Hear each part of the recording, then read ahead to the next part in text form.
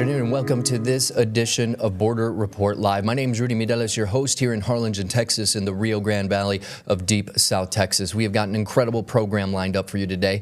The CEO of a security company that goes by the name of Global Guardian. We've had some of their folks on before, but today we have the guy in charge, CEO Dale Buckner, will be joining us in just a little bit to talk about the developments happening on the other side of the Rio Grande. And speaking of those developments, we begin right away with the developing news as the Mexican army killed the country's most powerful cartel leader and one of the United States' most wanted fugitives. His death has led to a wave of violence across Mexico over the last 24 hours.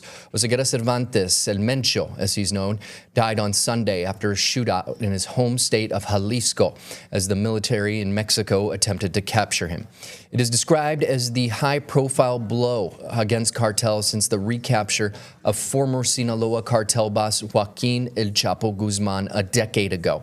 Following Oseguera Cervantes' death, security forces were placed on alert throughout the country as gunmen set cars, buses, and businesses on fire. Cars burned out by cartel members blocked roads in 20 different Mexican states, including just south of us here in the Rio Grande Valley in the Mexican state of Tamaulipas.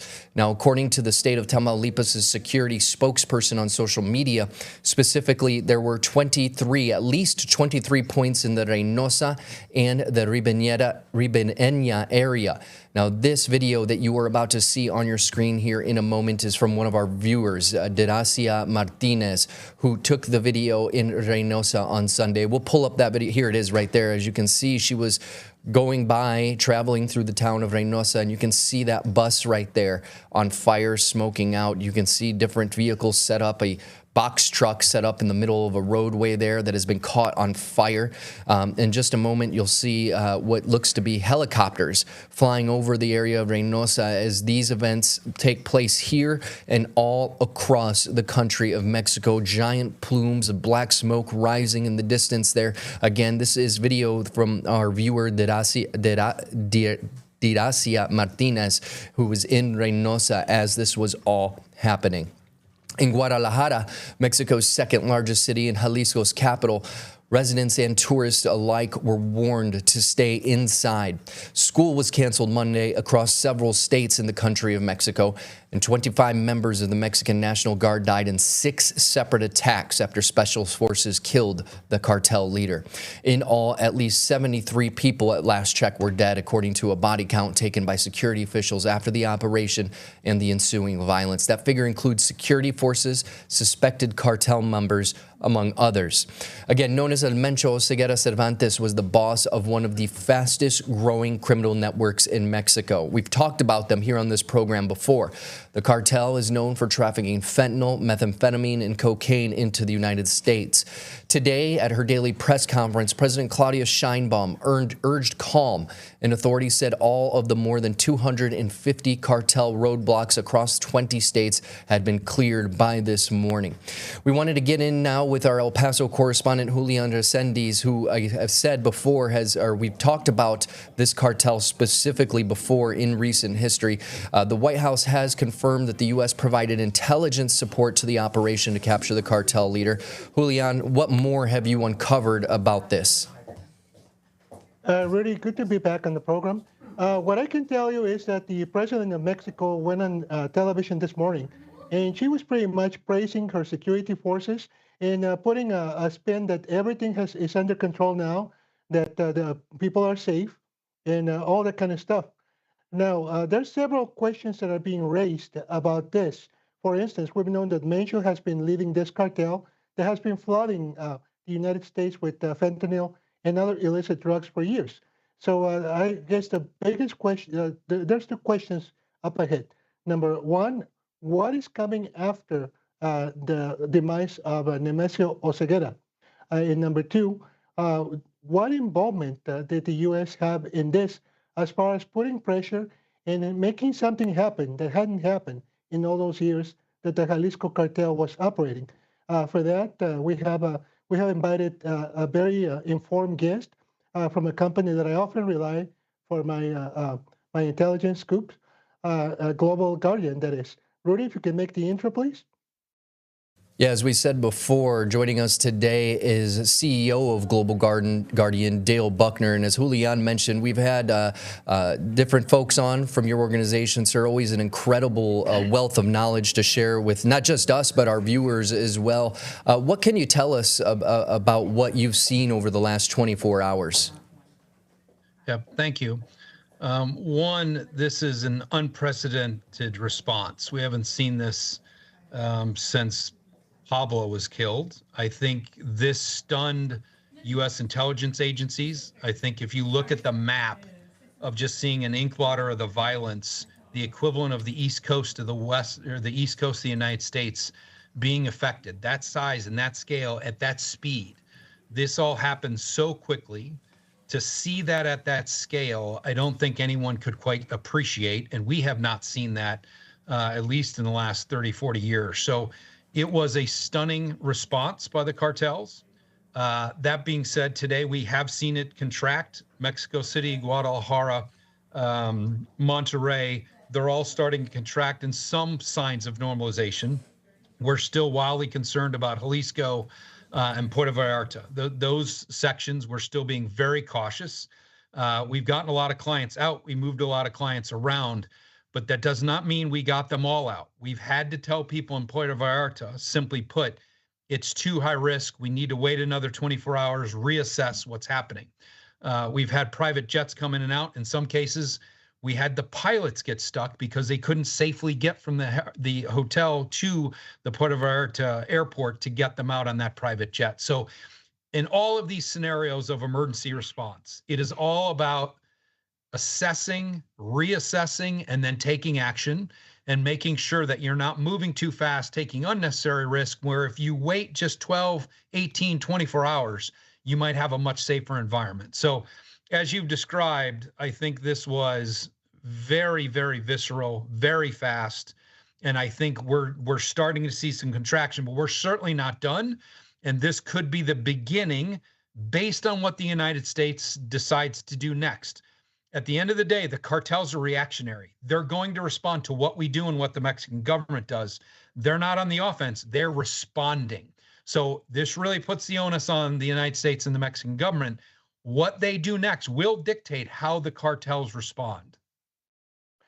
Dale, I have one more question, and that is, in addition to whatever the United States and the Mexican government do, I read your analysis on the website, and there's also a high possibility that this power vacuum is going to invite other groups to try to take the war back to the CJNG. So you're correct. I'll mention, I think he'll be replaced quickly. This was more of a family-run business, less of a corporate structure. I think that's why the response was so visceral, number one. Number two, though, there will be the optic that there's an opportunity to take ground in Jalisco. There's going to be, the opportunity in Guadalajara to take ground from another cartel. And I think you're going to see that infighting over the next, call it, month, and see where that goes. But whenever there's an opportunity to take ground and control and expand the operation, the fracturing of the cartels over the last 20 years has created this. Every time there's a major event, everyone's looking for that to fill that power vacuum. I think you're going to see that over the next month. That being said, when the dust settles, I don't know that this really moves the needle and things change materially in the short term. Right. Speaking of that, we're talking about cartel on cartel, but still, there's always the possibility that civilians, even visitors, even business people or tourists, might get caught in that crossfire. And now we're not talking just Jalisco. We're talking the contested areas like Guanajuato, like Michoacan, right? 100%. What we've seen so far in the last 24 hours was government on cartel, cartel on cartel, where the Mexican population, the potential of expats and tourists being caught in the middle. Right now, I don't see, because there's lots of stuff online that I wouldn't believe, but we haven't seen the cartels target a Western brand hotel with known expats and tourists. We haven't seen that because I think their focus is on a response towards the government. Their focus is on beating back their competitor as a cartel on cartel. Now, to your point, Julian, the risk here is this contracts, and hopefully we see some normalcy, and even Jalisco and Punta Vallarta, we see this kind of downturn in violence. The concern is whatever that next step is, that's where you get this next round of explosion. If this happens 3, 4, 5 times in the next 6 months, that's when you see the expansion of risk to expats. That's when you do see Western hotels targeted. That's when you do see an increase in expats kidnapped across the board. And ultimately, if this goes on an enduring fashion, call it 8 to 12 months, that's when you risk tripping the red line of seeing activity in U.S. sites. Now, we're way far from that now. But is that a realistic expectation if this endures? I do think we need to think through that, because that is really, really dangerous, but very real if it goes on an enduring period. Mr. Buckner, we're going to take a break in a moment, but I wanted to, you were talking about expats and folks, Americans that are over there right now. You mentioned Monterrey a little bit ago, and I wanted to ask, because there's a lot of folks here in the Rio Grande Valley in deep South Texas. We're right across the border from Tamaulipas. We have people that have family in places like Monterrey, Reynosa, people who actually work in this newsroom that travel to Matamoros every single day. What is your advice for those folks that maybe have to go over for whether it be family reasons or for business on a day-to-day basis? So very simply put, if you can delay that travel over the next 48 to 72 hours, we're telling our clients, let's see where we're at in 2 to 3 days. Now, if you, absolutely have to go, then be very precautious, go at the right time, read the reports, know what the environment you're going into, and know what parts of that city are crossing you need to avoid. Ultimately, I think when you look at what's happening right now, again, pretty large contraction today. A lot of the roadblocks have stopped. Burning of buses has stopped. A lot of this has stopped around most of the country, not all. When you think about the border, this is probably by tomorrow, we're back to normal for the most part, unless something else is tripped. Again, worth watching closely.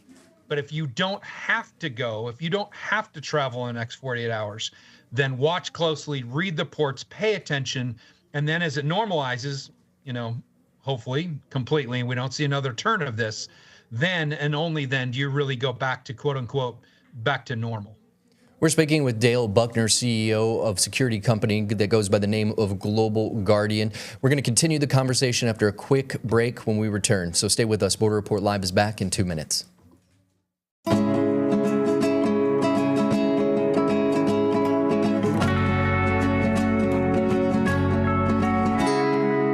And welcome back to this edition of Border Report Live. Joining me today, our El Paso correspondent Julian Resendiz, and our guest for today's program, the CEO of Global Guardian, Mr. Dale Buckner. Dale, hi. Going back to the Global Guardian report on this incident, I wonder how much U.S. involvement there was in this operation against the leader of the Jalisco cartel. The president of Mexico and her administration this morning said that the U.S. did provide some intelligence. Now, what kind of intelligence would the U.S. have provided to the Mexican government to affect this operation? So number one, when you think about targeting leadership, I think the United States has an unbelievable capability with a combination of everything from signal intelligence, satellite intelligence, and then human intelligence. My best bet, I spent 13 years in special forces in the United States and deploying around the world. And I did spend 7 years in Latin America, primarily Colombia, back in the late 90s. But I do think that when officials talk about U.S. targeting support, that's the kinds of support you're going to get. And I think this does validate and does put the leadership of the different cartels across Mexico and across Latin America, much like the Maduro raid, it does put people on notice that we can target you, we can get to you, we can get in your inner circle potentially to the point where we know where you're going to be before you get there. So I do think that part of it you could qualify as strategic success for both the United States intelligence community and the Mexican government. What you risk with that is it ends up being a tactical failure, in that you're not really moving the needle Mencho is replaced quickly. You don't see a big downturn and a huge fracture. A month from now, if nothing's really changed, he's replaced, the power vacuum is filled, and we're off to the same old, if you will, then it really is a quote unquote tactical success, but a strategic failure. And that's where we risk, putting too much emphasis on cutting off the head of the snake. I think that concept ended back in the Desert Storm era, if you will. It just doesn't apply to the cartels or the environment in Mexico. Speaking of replacement, which names are coming up as far as replacing El Mencho? I don't know that, to be very direct. We know that there's a bit of a family tree open source known, but we haven't heard or seen of anything. And we've talked to our sources in Mexico and our teams in Mexico. We don't have that answer yet. Now, I think it'll be apparent very quickly. It won't take long, and that'll come out because the cartel is so robust and so powerful across Mexico. I don't think it'll take long until we know who his replacement's going to be, but we do not have that name as of today. I really wanted to quickly bring in our San Diego correspondent, Salvador Rivera, who's covering everything that's happening on the west side of the U.S.-Mexico border. I know, Sal, you had some questions as well for Mr. Buckner. Yes, Mr. Buckner, fascinating stuff. I wish I could sit across from you at a table and buy you a beer and talk about stuff that's going on. You are a wealth of information. I did want to ask you one thing. We heard about a Navy SEAL team going to Mexico for training purposes. How realistic is that? And what's going to keep these guys from actually getting involved, perhaps getting into a firefight and personally take down someone like Mencho and others who are still out there? Yeah. So you should know, U.S. Special Forces, Army Green Berets, their job is to deploy into foreign countries and train other government agencies, whether that's police and or military or other special forces. We, the United States, have had advisors. In fact, one of our senior executives here at Global Guardian was the senior advisor to the Chief of Staff of the Mexican Army for 4 years. And he basically lived in Mexico City and worked at the equivalent of the Pentagon and so on and so forth. So the concept, if you look at Latin America, almost all countries that are on friendly terms with the U.S. have U.S. Special Forces deployed to them every quarter. So it's not new to deploy Special Operations Forces across Latin America. I will admit it is relatively new to have open source that Navy SEALs are there.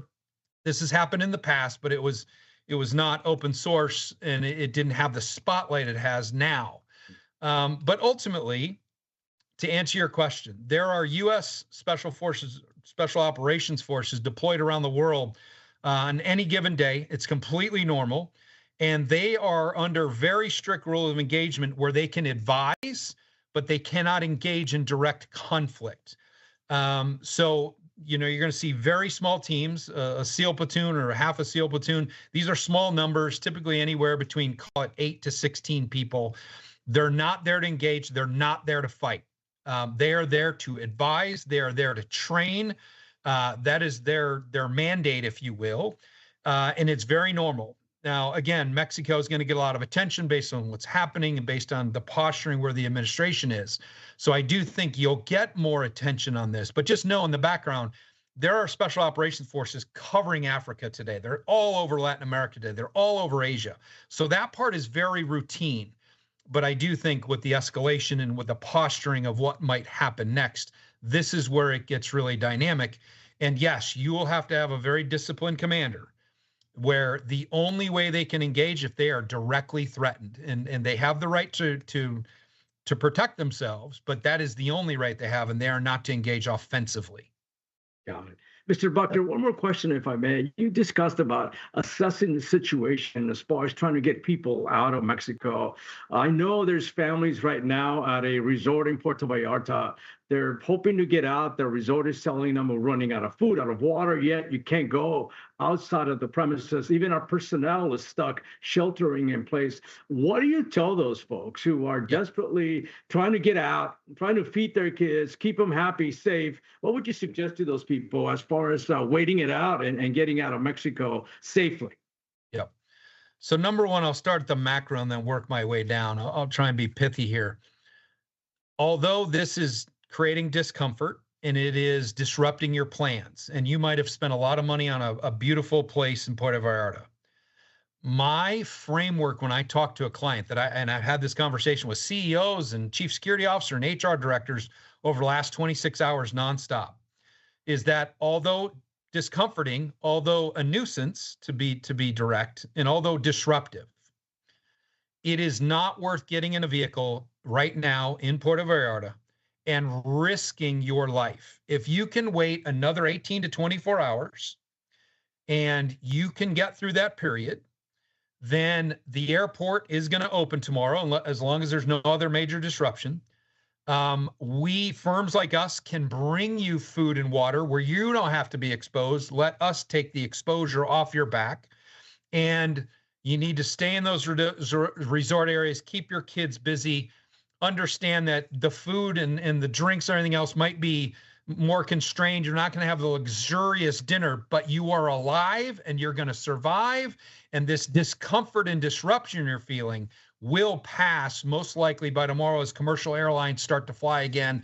Then the streets start to calm down and the roadblocks and the violence is tamped down. Ultimately, simply put, it is worth riding this out. It is worth the disruption because this is life and death we're talking about. This is not an Uber from your hotel to the LAX, right? This is a disrupted area. There's been real violence. There's been a lot of people killed. This is worth waiting another 18 to 24 months to assess. And then as that airport opens and the streets start to become more controlled by the government forces, then and only then should you make your move. Even though it might not be the ideal vacation you had planned, it is worth your life. Dale, I had a question. We've known about Almencio for a long time, and he's been flooding the U.S. with fentanyl for at least the past 6 years. What do you think about the timing? Why did the Mexican government move to try to arrest him and ultimately slay him? Why now? Does U.S. pressure have something to do with it? I absolutely believe this is coming from the U.S. administration, the pressure to take action. I think you've seen recently, just over the last 6 weeks, a series of high-profile arrests, Mexican cartel members being brought to U.S. soil. I think this is an ongoing operation and assessment. I'll go back to something I said earlier. I do think the U.S. intelligence apparatus this morning, waking up and digging into this throughout the night, I think they will be all very surprised at the veracity and the scale and the geographic coverage of what the cartels did yesterday. I think that's going to bring some pause, and I think it's going to bring some pause to the intelligence community and the military, the U.S. military, and how they're viewing this and what they're going to ask for, and they're going to start thinking through those second, third, fourth order effects of the disruption to the Mexican people, the disruption and the pressure it puts on the Mexican government and security forces, and then what is it going to do to corporate America and our supply chain and the disruption of all the goods and services going back and forth across the border. I think that was an eye-opening moment, seeing half the country turn red with violence yesterday, and just the capacity of the cartels. Again, they're going to respond. They are not offensive. Their ideology is pushing a product and profit. We're not talking about a religious ideology here. When you disrupt that, they're going to react. So I do think this will be a moment where this might have created a little pause. I think it'll create a realistic conversation of, if we pull the tail of the snake, what are we really getting into here? And what are the second, third, fourth order effects? So I do think ultimately there is real pressure from the U.S. government. I do think there's real pressure to take action. But I'm hopeful that calmer heads will prevail and we'll really think this through from the border, from a commerce, from disruption, to just the violence of the population being caught in between. All of that has got to be part of the calculus when you think about this problem set. We've been speaking with CEO of Global Guardian, Mr. Dale Buckner. I think I said this when we had your Director of Intelligence, Mike Ballard, on. This is one of those programs I wish we had about 6 hours for. We appreciate you joining us today, but we're out of time, sir. Yes, sir. Thank you. Thank you so much for joining us. Dale Buckner, CEO of Global Guardian. Stay with us. Border Report Live is back in 2 minutes.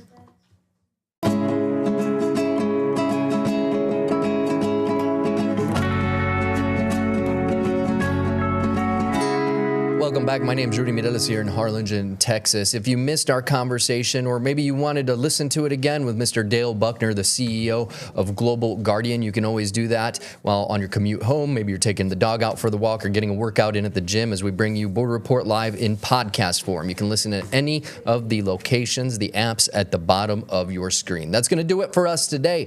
For Julian Resendiz in El Paso, Salvador Rivera in San Diego, I'm Rudy Mireles here in Harlingen, Texas. We'll see you next time.